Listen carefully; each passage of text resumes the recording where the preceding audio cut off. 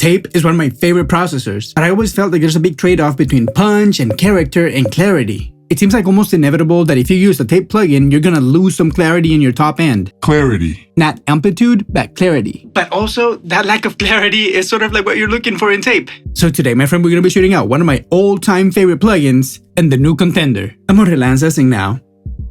We break it down, baby.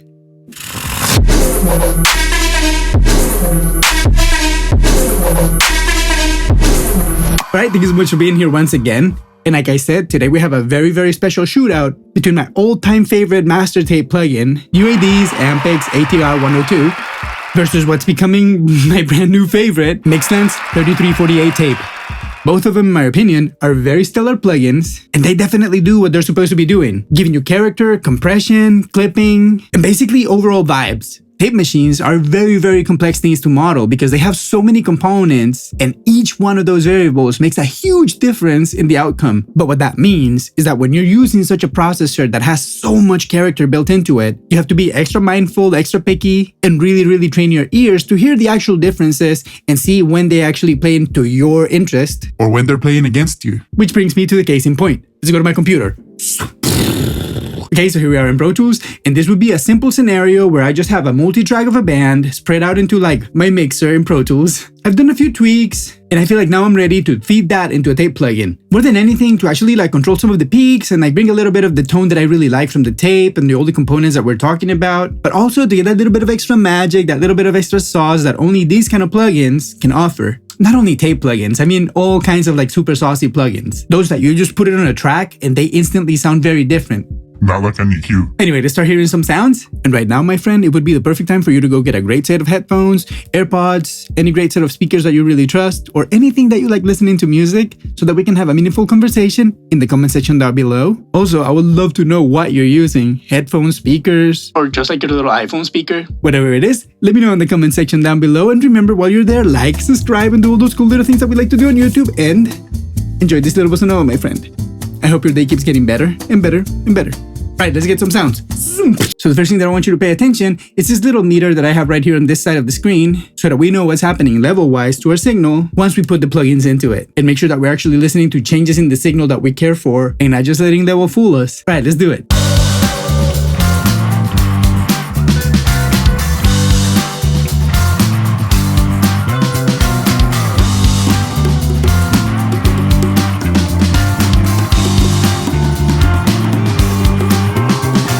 Okay, so I want to start by establishing that maybe it's safe to say that we're always peaking like around -8 dB, with the occasional peak that goes to -6.6 or -7, in this case, what we're seeing right here. So that's our baseline.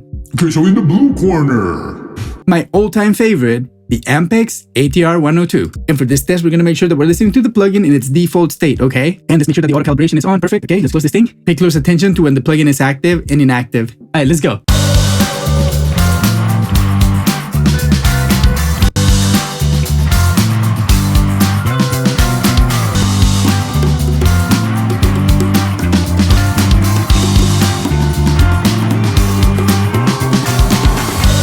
Okay, so it's very evident that this plugin is doing way more than just having a little bit of tape compression, right? I instantly can hear a lot of EQ, weight that came into, and a little bit of saturation and distortion. So now, let's hear our contender, Mixland's 3348. And this would be its default state. Let's start by listening with the plugin off, and then I bring it on and off and on and off, and you know how it is.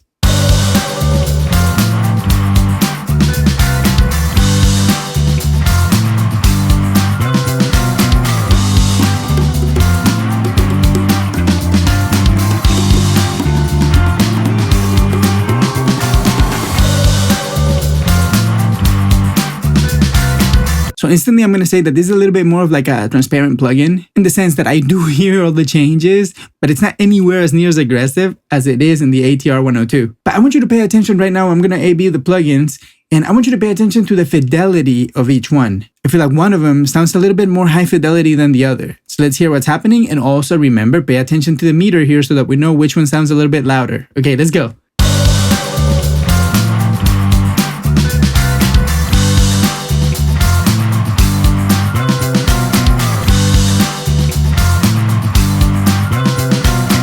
feel like the ATR 102 is doing a lot more. Like instantly you hear there's a lot of mid-range differences, sort of like a very different stereo image as well. And then I want to say that there's something that I hear that might be just the tape speed being different, because the ATR 102 right now is at 15 IPS or inches per second. So let's start to switch the ATR 102 and maybe AB between the plugins themselves. All right, let's go.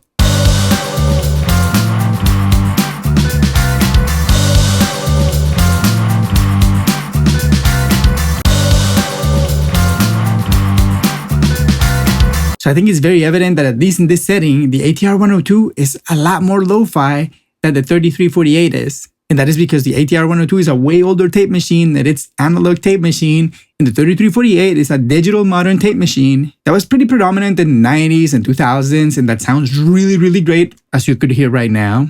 But I feel like for my intents and purposes, for the kind of music that I make, which is a little bit more modern than just like 70s or 60s music, so I feel like maybe for the modern mixer and the modern producer, the 3348 does a lot of what you want, but you don't have to sacrifice the clarity. Pay attention to what happens in the guitars, in the transient of the guitars, and the barky part of the guitar when I switch tapes.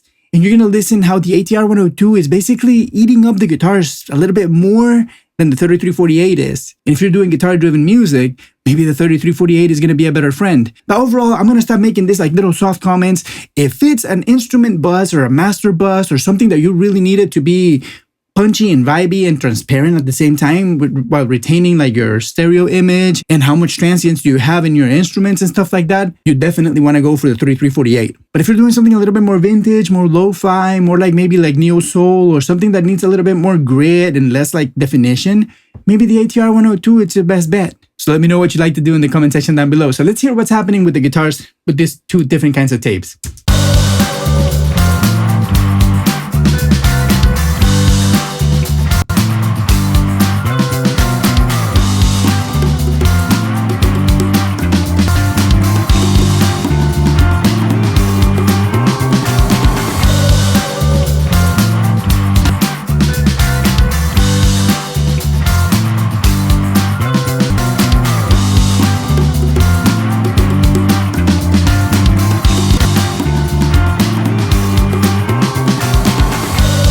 Yeah, they both have magic, but I feel like the 3348, for this instance where you're feeding the whole mix through it, I think it's a little bit of a better choice. In this song, I want to say it's a little bit more forgiving because it does have a little bit of like that like psychedelic, like kind of like vintage vibe to it. So the ATR 102, it's still a great choice, right? But let's see what happens if I change this song to something a little bit more high tempo. Right, so here we are, and now in Pro Tools I have loaded up a pretty much like a punk rock song. And this is nowhere near being mixed, like levels are there, but all the sounds that you're hearing, basically what you would call the board mix after the recording day. You hear what the song is, you hear that all the instruments are there, but it still sounds like just a raw band in a room. So let's just hear it without the plugins, and then I'm going to start like putting them in and out, and you're going to see what I'm doing.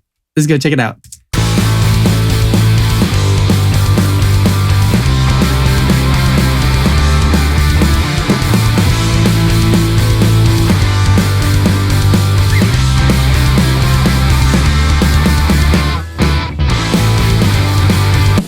Let's start by switching the ATR 102 on and off and see what it does.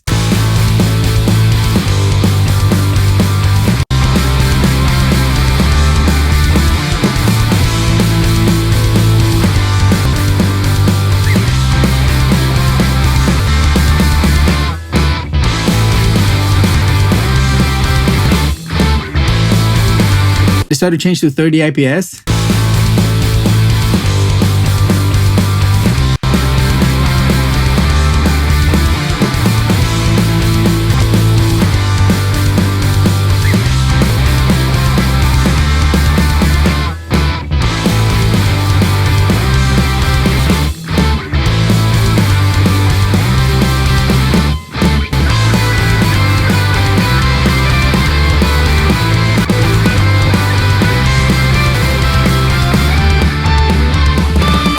Okay, now let's do the same thing, but with the 3348.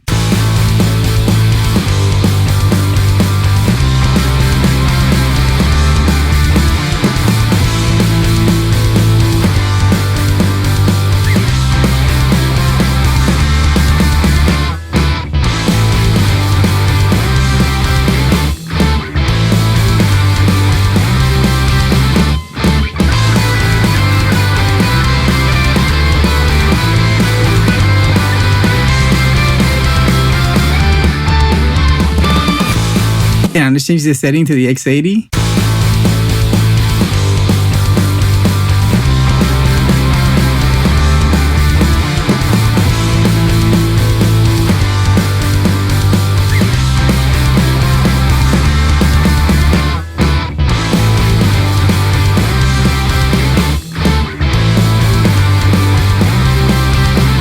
Really cool. So now let's check them back to back, the ATR 102 and the 3348, both of them in the settings that I'm already preferring for this kind of song. So let's just hear real quick.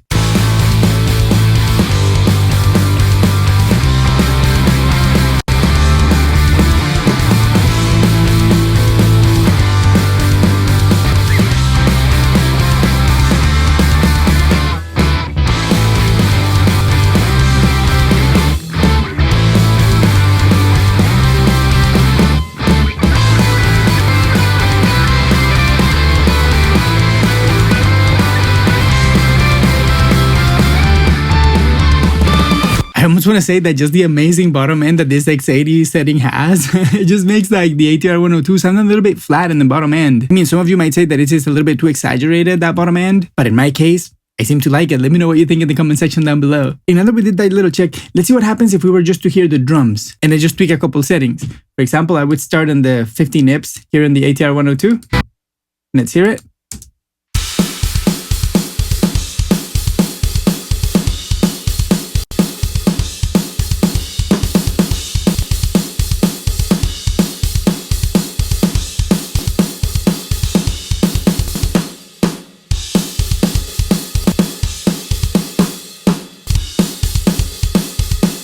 I want to say that that drum set is really benefiting from this setting. A little bit of like that smeariness that I like to talk about in the top end, which is not bad, you know, it's just a sound of tape. You have to know it. That's just what it is, you know what I mean? But let's try to hear this one that I don't know, maybe might sound a little bit similar. Let's just hear.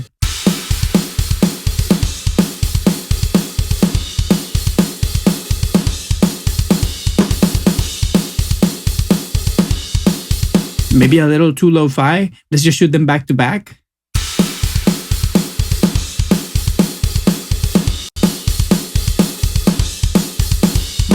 Yeah, so definitely that was like way too lo-fi. Let's go back to our preferred setting, the X80.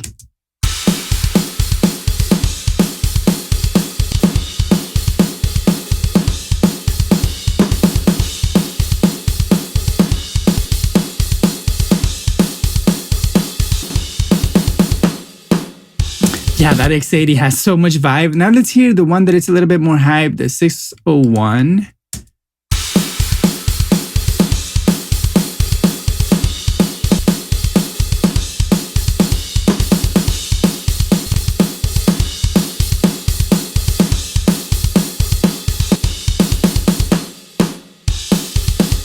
Yeah, let's try to do it on the 38 inch per second.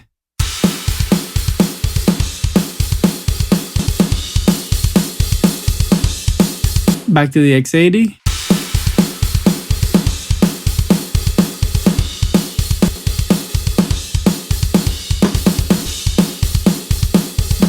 I don't know, it's just that setting, that X80 just sounds incredible. Just that setting alone would be perfect. Let's hear it with the actual default setting, the 3348 ADD.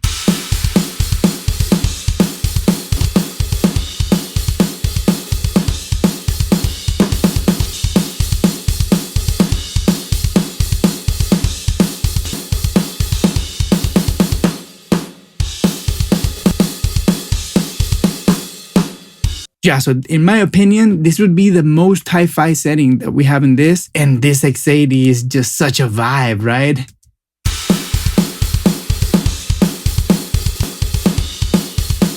Yeah, maybe the X80 would be your setting for drums, and maybe the 3348 would be the actual setting for your master bus or your instrument bus in this case. Did we hear enough examples? Let's just hear one more and see what happens.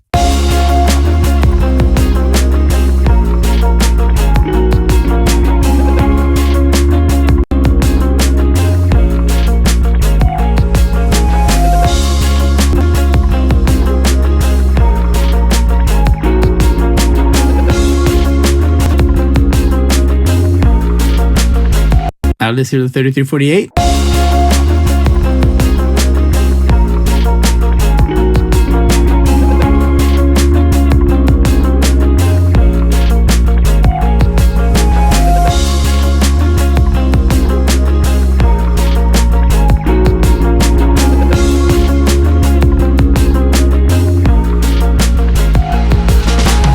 mean, this plugin sounds like a cheat code to me. Now let's do an A and B with both of them.